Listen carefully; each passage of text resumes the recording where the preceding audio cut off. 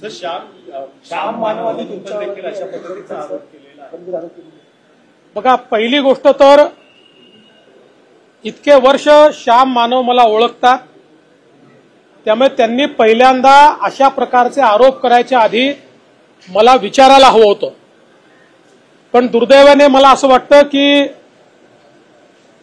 Ecosystem मध्ये अलीकडच्या काळात सुपारीबाज लोक घुसलेले आहेत, सुपारी घेऊन बोलणारे लोक घुसलेले आहेत। दुर्दैवाने त्यांच्या नादी श्याम मानव लागले का, असा प्रश्न मला पडतो। पण एक गोष्ट मला स्पष्टपणे सांगायची आहे की या ठिकाणी अनिल देशमुख यांच्यावर आरोप लागल्यानंतर आमचं सरकार नव्हतं, महाविकास आघाडीचं सरकार होतं।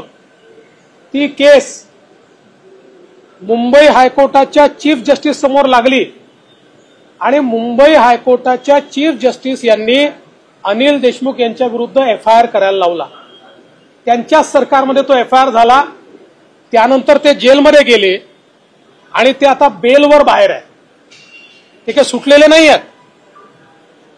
100 कोटीच्या वसुलीच्या केसमध्ये ते जेलमधनं बेलवर बाहेर आलेले आहेत। आणि मी एक गोष्ट अतिशय स्पष्टपणे सांगतो, मी आजपर्यंत बोललो नव्हतो, ते सातत्याने आरोप करतायत तरी मी शांत आहे, कारण मी अशा प्रकारचं राजकारण करत नाही, कोणावर डूक ठेवून राहत नाही। पण माझा एक सिद्धांत पक्का आहे, मी कोणाच्या नादी लागत नाही, कोणी नादी लागलं तर सोडत नाही। मी आज तुम्हाला स्पष्टपणे सांगतो आणि माझं त्यांनाही सांगणं आहे, कारण त्यांच्याच पक्षाच्या लोकांनी त्या काळातल्या त्यांचे काही ऑडिओ व्हिज्युअल हे मला आणून दिलेले आहेत।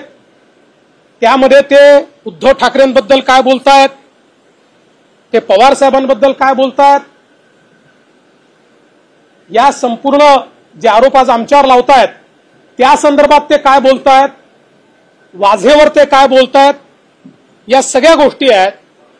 माझ्यावर वेळ आली तर मला त्या पब्लिक कराव्या लागतील। मी अशा प्रकारचं राजकारण करत नाही, पण रोज जर कोणी खोटं बोलून या ठिकाणी नरेटिव्ह सेट करण्याचा प्रयत्न करत असेल तर त्यांनी एवढं लक्षात ठेवावं, देवेंद्र फडणवीस पुराव्याशिवाय कधीच बोलत नाही। सर, कल यूनियन बजट आया, उस पर राहुल गांधी ने कहा कि ठाण्यामध्ये 1.5 महिना पाकिस्तानात जाऊन एक सनम नगमा म्हणून असं नाव आहे त्या महिन्याचं 1.5 महिन्यात पाकिस्तानातून करण्याची माहिती येते, एकंदरीत फसवणूक झालेली दिसून येते। याच्या संदर्भात नाही, या संदर्भात अगदी सखोल चौकशी केली जाईल आणि सखोल चौकशी करून त्या संदर्भात योग्य ती कारवाई केली जाईल। सर, तुम्हाला एकंदरीत टार्गेट केलं जातंय मनोज जरांगे असं आहे, आता मनोज जरांगेंची जी केस आहे ही 2013ची केस आहे। यापूर्वी देखील त्या केसमध्ये त्यांचा नॉन बेलेबल वॉरंट निघाला, तो त्यांनी जाऊन कॅन्सल केला। कुठल्याही क्रिमिनल केसमध्ये जर तुम्ही तारखेवर हजर राहिला नाहीत तर त्या ठिकाणी नॉन बेलेबल वॉरंट निघतो, तो नॉन बेलेबल वॉरंट तुम्ही तारखेवर हजर राहिला की तो रद्द होतो। तशाच प्रकारे मागच्या काळातही त्यांचा असा वॉरंट निघाला, तो त्यांनी जाऊन कॅन्सल केला। आता पुन्हा ते तारखेवर गेले नाहीत, त्यामुळे पुन्हा त्यांचा वॉरंट निघालाय, त्याच्याशी आमचा कोणाचाही संबंध नाहीये। ते जर तारखेवर गेले तर जज तो वॉरंट कॅन्सल करतील। आमच्याही बद्दल असे वॉरंट निघाले आहेत यापूर्वी, आमच्यावर अनेक आंदोलनाच्या केसेस आहेत, त्या केसेसमध्ये जेव्हा जेव्हा आम्ही गेलो नाही त्यावेळी आमच्यावर वॉरंट निघाले, आम्ही जाऊन त्या ठिकाणी सांगितलं आम्ही हजर झालो तर ते वॉरंट रद्द होतात। पण मी काही त्यांना दोष देणार नाही। मागच्याही वेळी उपोषणाच्या शेवटी ते माझ्या आईवर बोलले होते, मग नंतर त्यांनी माफी पण मागितली आणि सांगितलं की जरा उपोषणाने माझ्या डोक्यावर परिणाम झाला होता किंवा मला त्रास झाला होता, त्यामुळे मी रागारागात बोललो। आपण असं समजूया की आता उपोषणामुळे पुन्हा त्यांचा संताप झाला आणि ते या संदर्भात बोलले। एवढंच सांगतो ही एक नॉर्मल प्रक्रिया आहे, ज्या प्रक्रियेमध्ये क्रिमिनल केसमध्ये तुम्ही जर हजर झाले नाहीत तर तुमचा नॉन बेलेबल वॉरंट निघतो, तुम्ही हजर झालात की तो वॉरंट कॅन्सल होतो। यूनियन बजट आया, इकोसिस्टीम कोण चालवतंय नेमकं, कारण सातत्याने तुम्हाला आता टार्गेट केलं जातंय. सरकार असताना फक्त देवेंद्र फडणवीसांवर टीका होते. मी तुम्हाला प्रश्न विचारतो की देवेंद्र फडणवीसला टार्गेट कोण करेल? कोणाला फायदा आहे देवेंद्र फडणवीसला टार्गेट केल्यामुळे?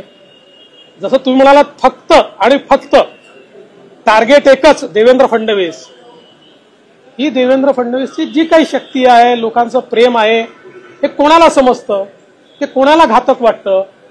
देवेंद्र फडणवीसमुळे कोणाला धोका आहे हे आपल्या सगळ्यांना माहिती आहे.